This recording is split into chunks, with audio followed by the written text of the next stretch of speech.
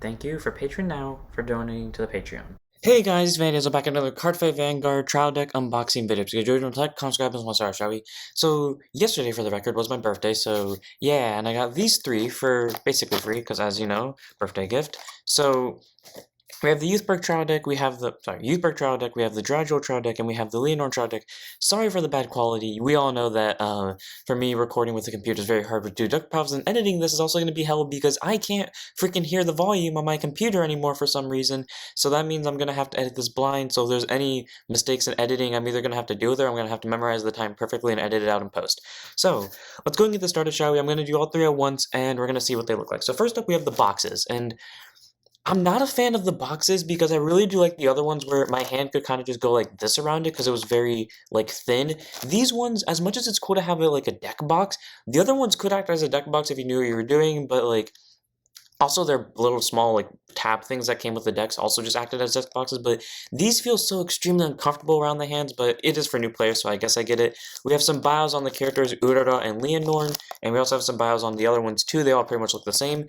This thing right here, and we're about to find out if I'm right or wrong, I know for damn sure it doesn't come with the sleeves because that was a Japanese thing. But if it comes with the playmat, which I'm starting to question if it does or not because there's no way they would advertise it if it was going to come with the playmat or not, then I don't know. I think it is just me hating Urara because for some reason I don't like Urara's freaking playmat, but I like the playmat of Drajeweled and Youthberk. So we'll go over the boxes one by one. So let's go ahead and unbox this. I've been waiting to do this since yesterday because I really wanted to unbox these when they got to my house, but I decided to wait for the deck video, and now I can't unbox it. Great. Okay, time to do this. Oh, it's open up from the bottom. Okay, that's fair. So, moving all this out, we have this neat little thing right here. I could holy shit, it does come with the playmat. Oh, or that might just be a playmat. I don't know, but like that honestly looks cool. So, like I said before, we have the back. Sorry for the bad quality again. We all know I can't record on the camera with physical stuff. And I'm not going to bother reading the... Actually, I will read the bio. So, Urara Hayame. Urara is your average first-year middle school that has... student that has never played any card games. Bullshit. She lives in the Vanguard world. She's played some level of card games. However, when she focuses something on that she likes, you'll catch a glimpse of an amazing pressure she exudes. Watch Yura expand her world of Vanguard in the animation. Catch Card Fight Vanguard World just on the official YouTube channel, which has recently started dubbing, and I have to say, I fucking hate Michiru's dub voice. And it's not because it's Leon, because I loved Leon as a character. It just sounds so weird that the character I associate with Leon is now associated with Michiru, even though they fit perfectly. I just don't know. I can't get my mind around it. And then we have Lianorn's bio, the trump card with the Aurora that rides in the anime. As a bandmaster of the band that is traveling around the world, her true value is shown through her bonds with her friends. When using the deck, perhaps you might even hear the sounds Aurora makes. And if you do, you are probably high. So... let's just quickly get this undone. Okay. Oh, that's actually a pretty cool deck box. Okay, that's a cool deck box. Okay. As much as I don't like how it feels, I'll give it that. Oh. Okay, so that looks... well, oh yeah, because I forgot about that. So here's Urara's deck. So if you don't know what these decks were, they're basically for new players where they have the rules explained on the cards themselves, except for maybe the grade 3. So here's what Lianorn does, the trial deck one, in case you don't know what the trial deck one does. It is a grade 3 200 persona, 13k base, Bandmaster of Blossoming Bonds. Lianorn, here, I'll turn this copy to you, the SP one, so I can read the other one. So... continues when this card would be wrote upon is regarded as Grand March of Full Bloom Lianorn, so you know you can persona on top of itself and the booster set 6-1. Auto Van, its main skill, when this unit attacks, Soul Blast 1, discard 1, and boost this unit with all your backward standing units with boost. And if you boosted this unit with 3 or more units, she gets a drive for the battle. At the end of the battle, choose 2 of your back or rear guard stand them. So all around pretty great. You can use it with Cretasol from Stoicheia to, you know, have plus 10k more power since something stood and you can swing with it. And not to mention the fact that it just brings her to astronomical numbers. Like, even just in booster set 6, first grade 3 turn swing, straight up she's 52k, so all around that's pretty amazing. And then continuous rear guard during the battle she was boosted, you get plus 5. So, you know, not an amazing rear guard skill, but hey, I like the fact that she has a rear guard skill because that's something I complain about a lot with Vanguard. So I greatly appreciate her having a rear guard skill, and the fact that she can be guarded as another persona ride, and just the, you know, the all around triple drive ability, because all around it's really good of a card.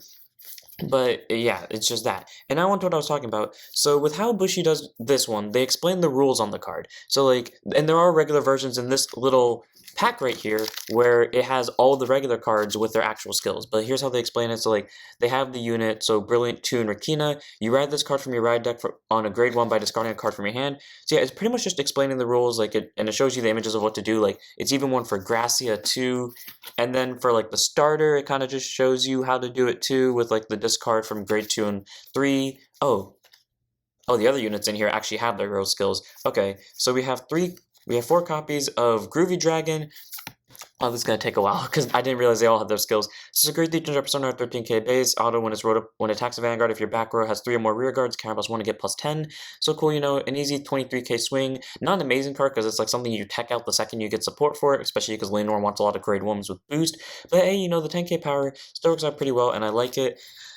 Oh god, we have so many cards. I kind of want to just like run through these, but so you know we have that. Then we have Upbeat Dragon. So grade 2 intercept 5k shield, 10k base. Auto when it intercepts. If you have back row has 2 or more grade 1 lesser rear guards, he gets +10 for the battle, or 10k shield for the battle. So all around pretty nice interceptor for 15. So if you're ever in a bad situation, it's a free shield. A lot of people don't run this outside of the boost, outside of the trial deck, but it's still fine because you know who doesn't like the extra 15k shield. Then we have a grade 2 that explains how intercepting works. Units with intercept can guard by moving from a rear guard circle to guard circle. After guarding, they go to drop zone. Seizing / mutant, brew /. I'm waiting for us to get a Mega Colony ride line because I really want to get that Mega Colony ride line. Then we have a grade 1 Yield Elf. Oh my god, I forgot you were in this deck. Grade 1 boost 5k shield, 8k base, act rear once per turn. If your Vanguard's a grade 3 or greater, counter +2, draw a card. Yeah, this card is definitely scrapped after set 6 because the new grade 3 Lianorn in set 6 does the same thing except less of a cost and you technically get a call of it. So yeah, kind of not worth it, but he's still good in the trial deck itself because you don't really spend that much counter boss outside of him. Then we have Biara. Don't worry, we get a better version of her in a second. Boost rest this unit with boost in the same column, attacks to add its power to the attack. So you know, grade 1 with boost 5k shield, 8k power, lively rhythm Biara. She has an actual skill, and we'll get to that when we get to that little pack thing. We have our 4 PGs. You know, Hopeful Maiden Aldralia. I'm not gonna bother explaining what PGs do because I think at this point all of us know what PGs do. We have this really neat grade 1 that was like my saving grace back when it was set 5, and after set 6 I kind of dropped it, but Knight of Pierre Theodore, auto when it's discarded from your hand during your wrath phase, you may call this card to rear guard, so all around pretty nice ride deck card.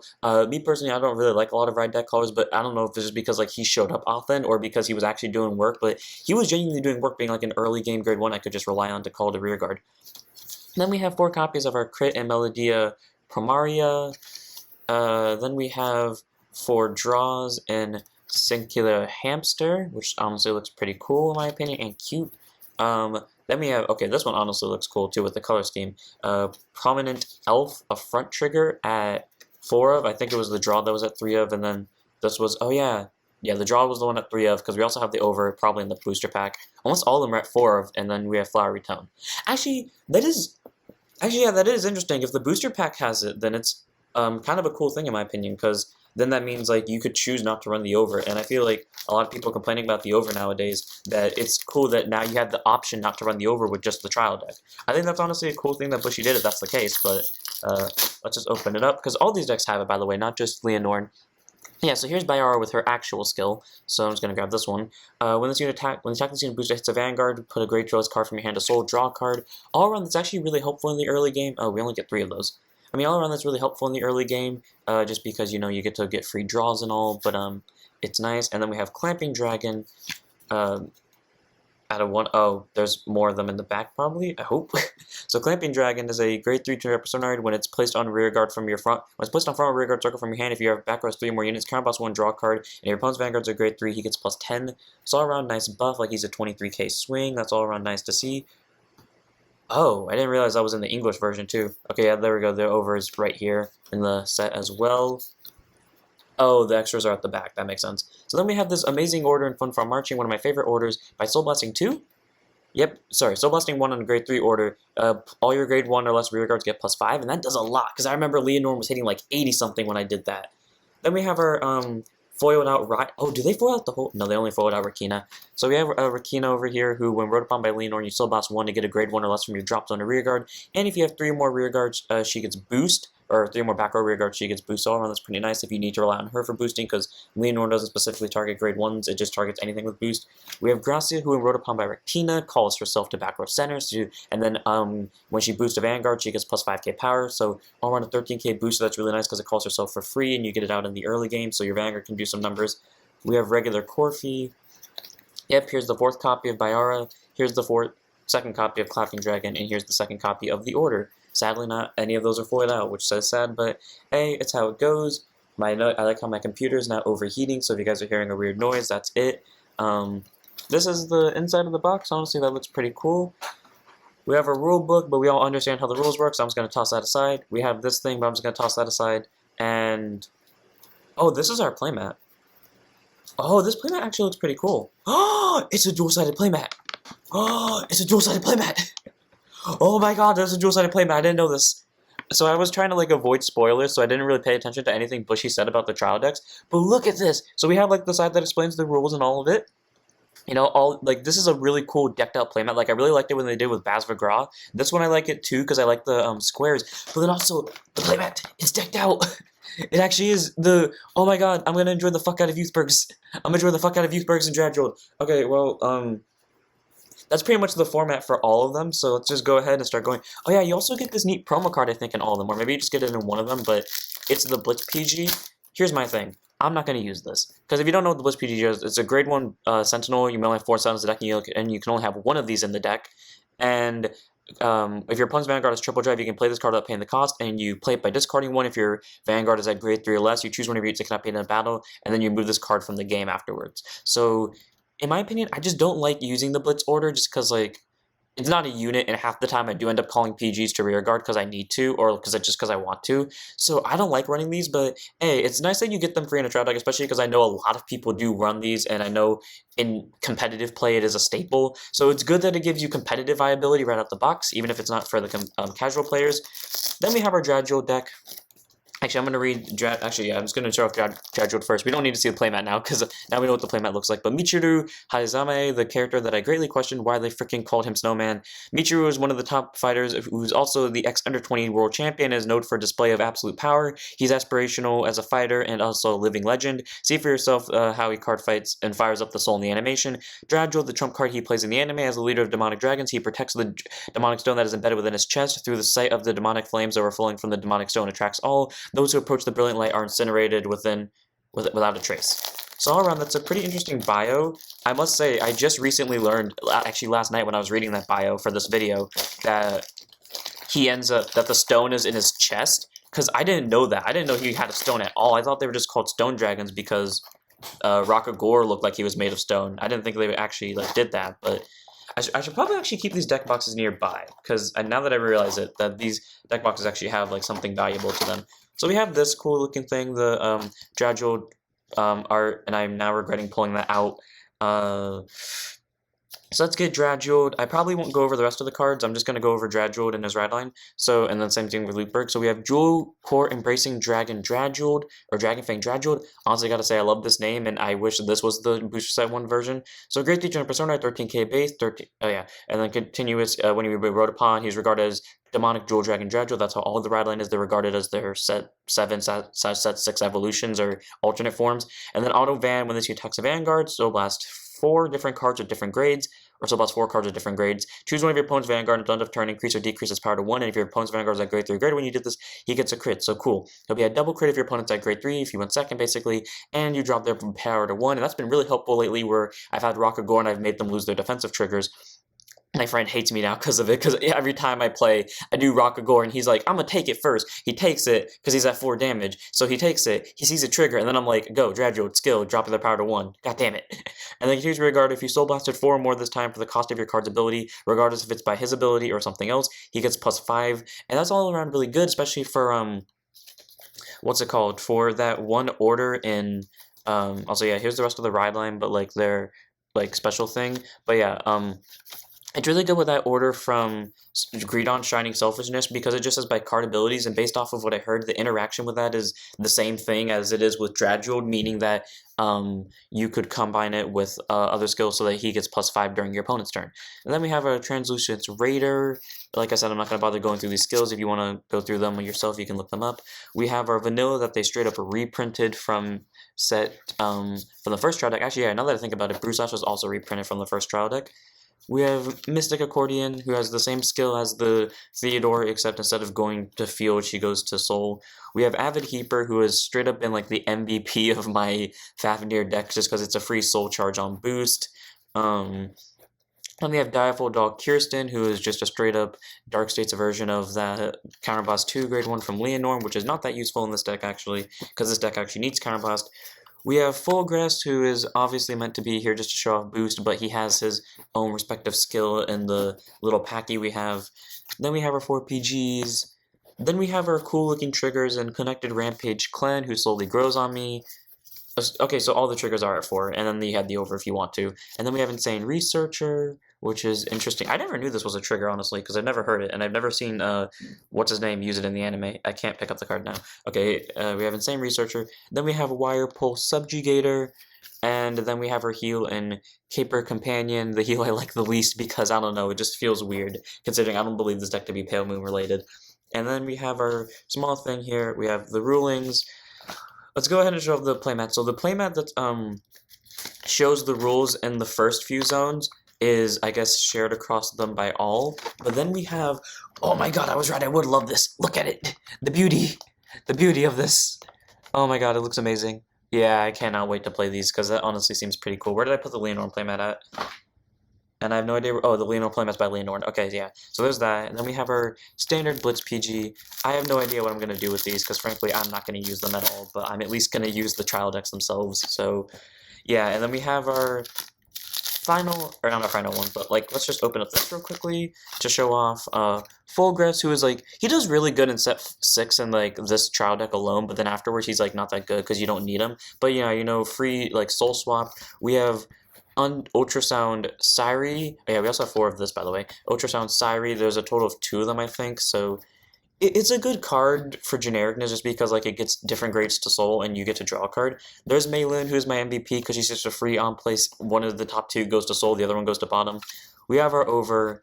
We have the Drajeweled ride line, so Jewel Core and Jewel Neil. Jewel Neil is when his attack hits, you soul charge 1, and then when he's rode upon by a card of Drajeweled in its card name, you can soul charge 1 again, and then if you have 3 more different grades in soul, you draw a card, and then Jewel Core is when it's rode upon by Jewel Neil, you call this to rear guard, and when he attacks or boosts into anything, he gets +5k at the end of the battle, goes to soul, so really nice for getting the different grades back into soul, and not to mention just the power from it.